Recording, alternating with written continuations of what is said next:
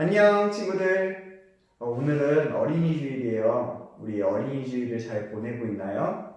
우리 친구들 많이 보고 싶은데 이렇게 직접 주지 못하고 선생님 한 분 정도만 가서 주거나 아니면 택배로 받은 친구들이 있어서 정말 많이 아쉬워요. 그래도 선생님들이 하나하나 포장했으니까 우리 친구들 기쁜 마음으로 어린이주일 선물 받아주면 좋겠습니다.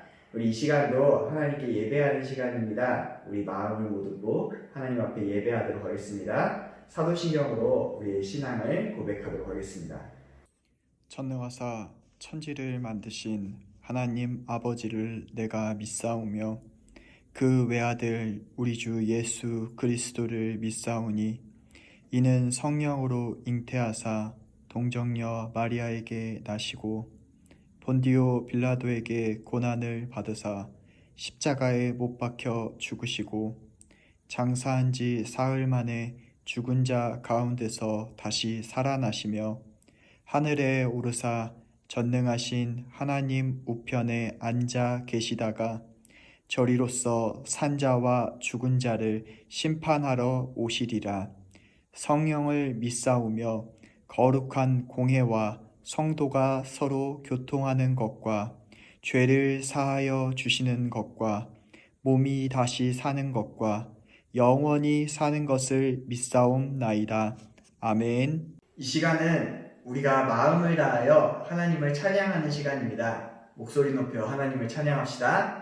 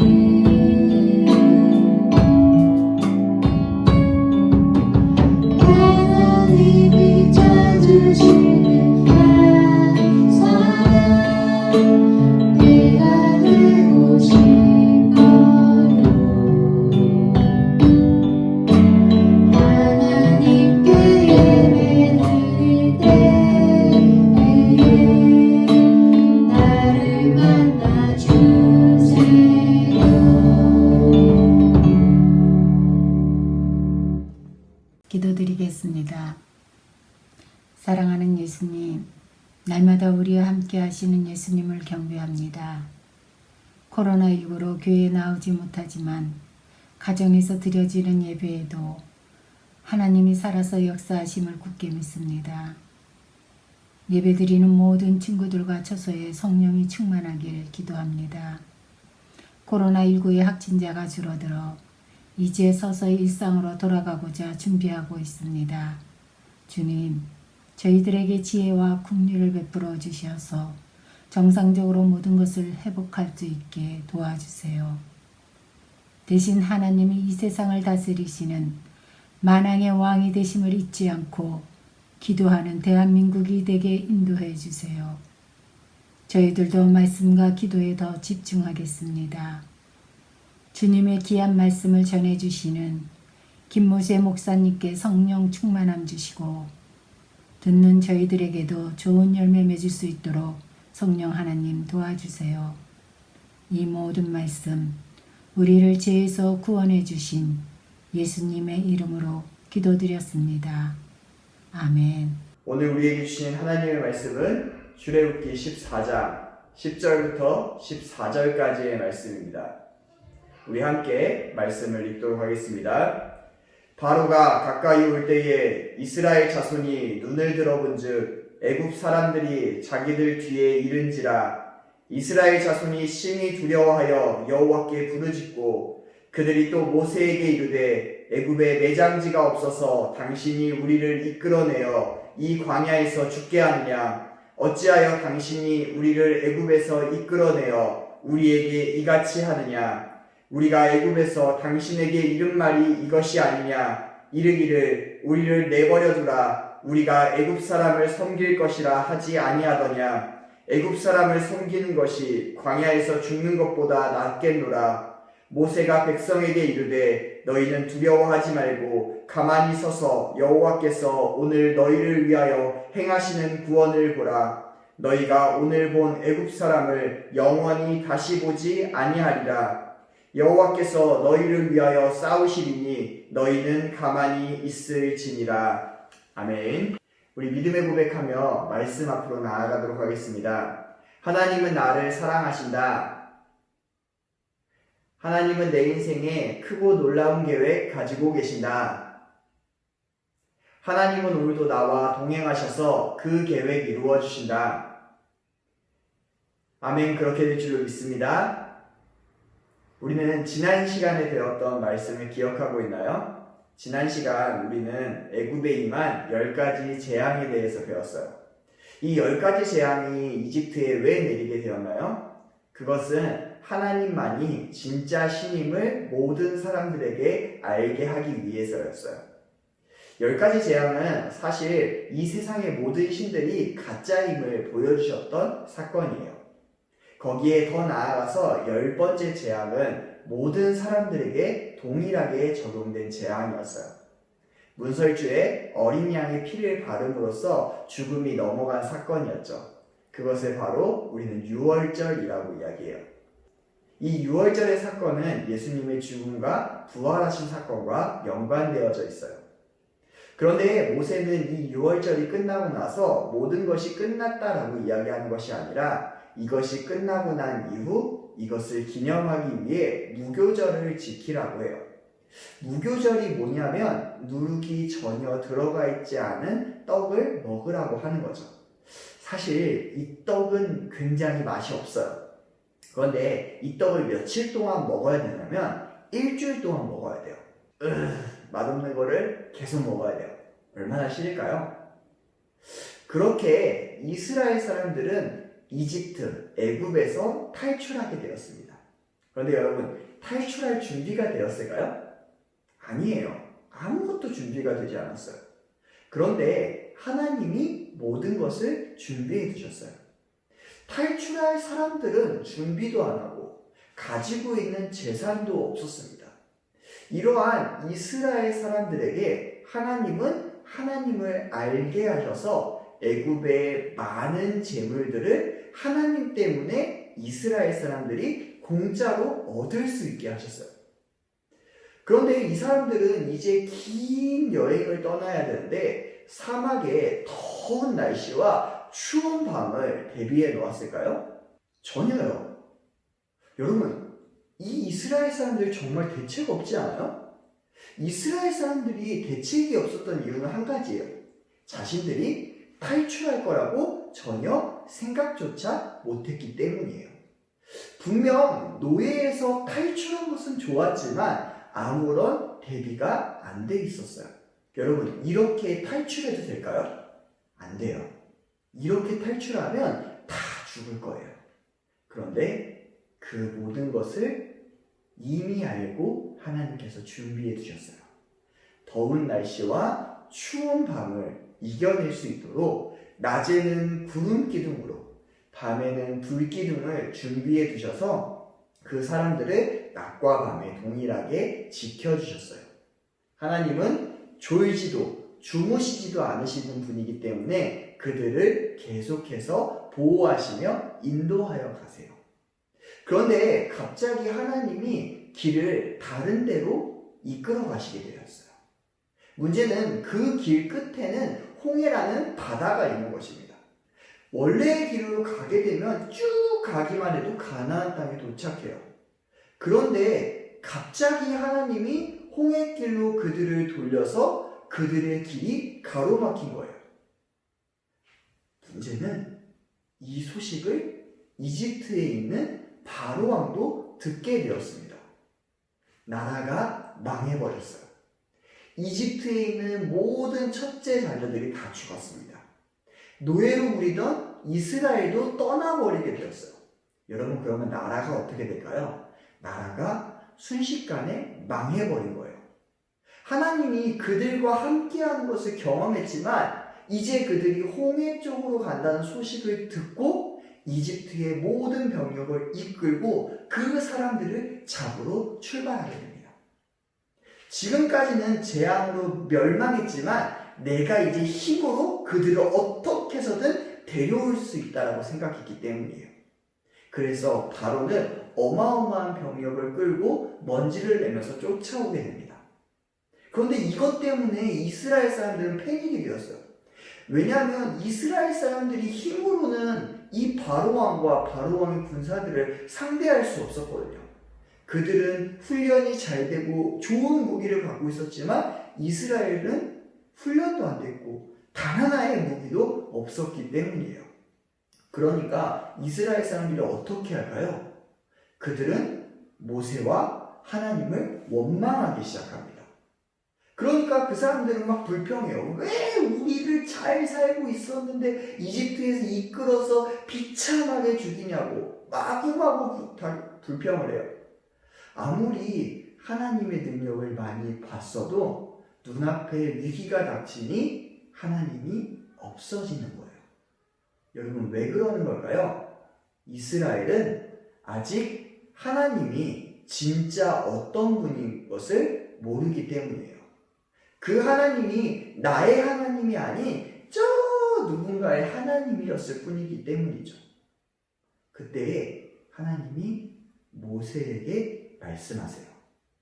하나님이 너희를 위해서 싸울 것이니 이제 너희는 가만히 있을지어다.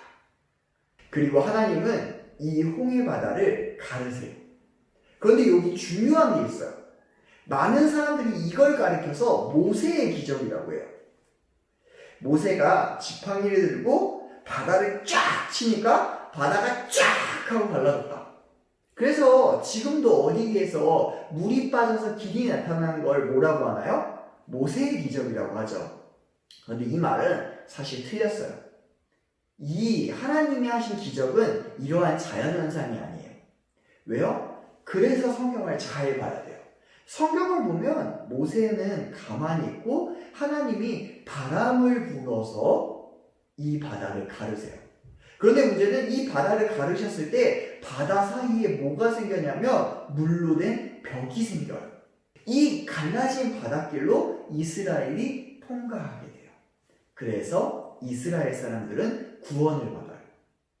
자, 오늘 말씀은 이스라엘 백성들이 구원받았다. 여기에서 끝을 맺는 거겠죠? 이렇게 이야기한다면 오늘 말씀의 한 10% 정도밖에 우리는 이해하지 못한 거예요.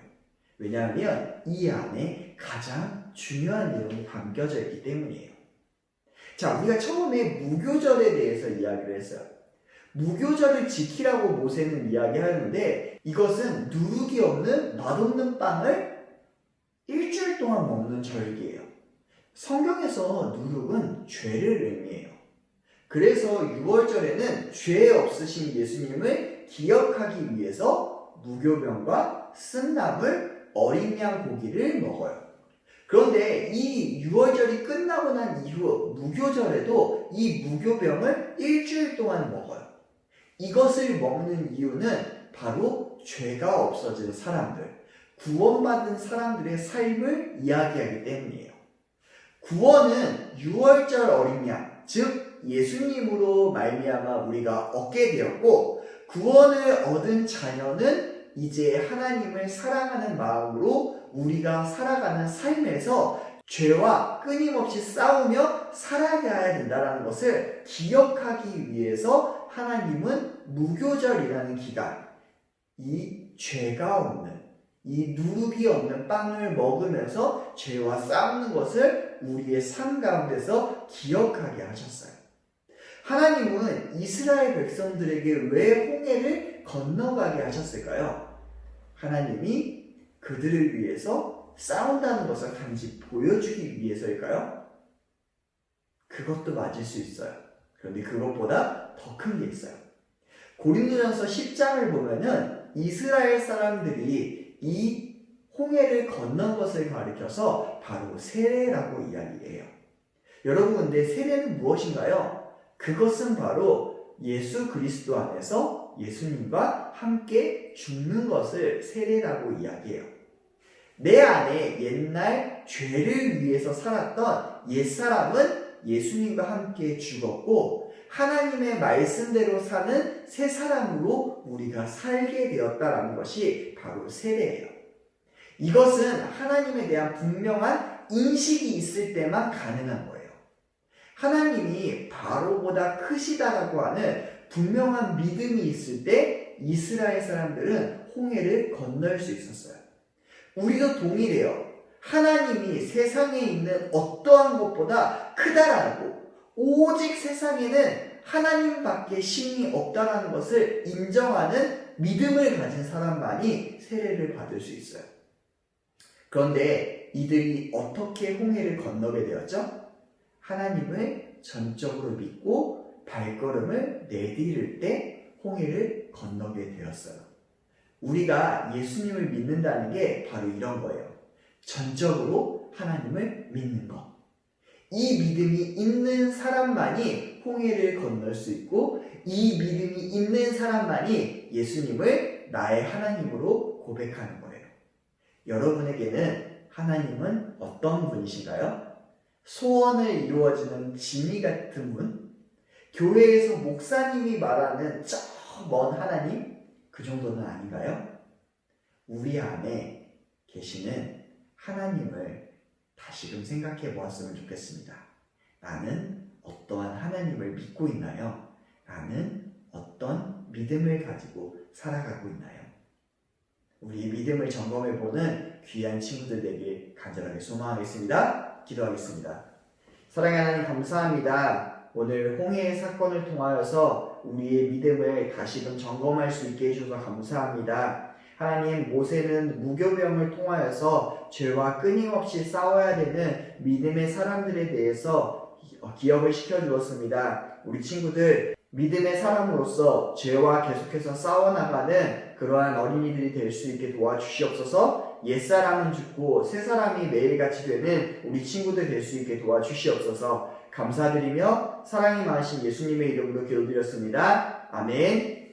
이제는 우리 구주 예수 그리스도의 은혜와 하나님의 크신 사랑과 성령님의 감화감동 교통 충만하심이 하나님을 사랑하고 그 하나님을 나의 하나님으로 고백하는 모든 친구들 머리 위에 이제로부터 영원토록 함께 있을지어다. 아멘.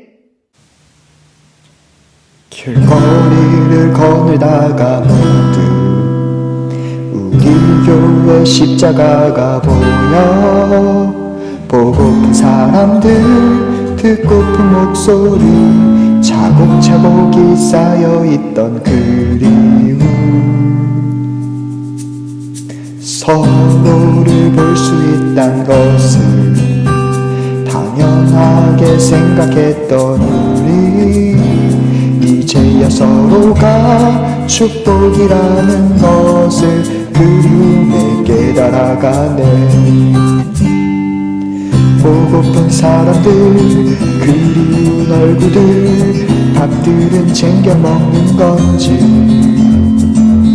궁금한 얘기들 떠오른 걱정들 당장에 만나고 싶은데 간절한 그리움 모두 다 담기에 네모난 핸드폰이 작아 우리가 다시 만나는 그날을 주께 기도드리네 아직 비어있는 예배실 너무 힘들어 영상 예배 나는 점점 따뜻해져만 가는데 함께하지 못한 시간에 카톡 예배 사진 볼 때면 그리움과 아쉬움만이 커져가는데 보고 싶은데 보고픈 사람들 그리운 얼굴들 밥들은 챙겨 먹는 건지 궁금한 얘기들 떠오른 걱정들 당장에 만나고 싶은데 간절한 그리움 모두 다 담기에 네모난 핸드폰이 작아 우리가 다시 만나는 그날을 주께 기도드리네 보고픈 사람들 그리운 얼굴들 밥들은 챙겨 먹는 건지 궁금한 얘기들 떠오른 걱정들 당장에 만나고 싶은데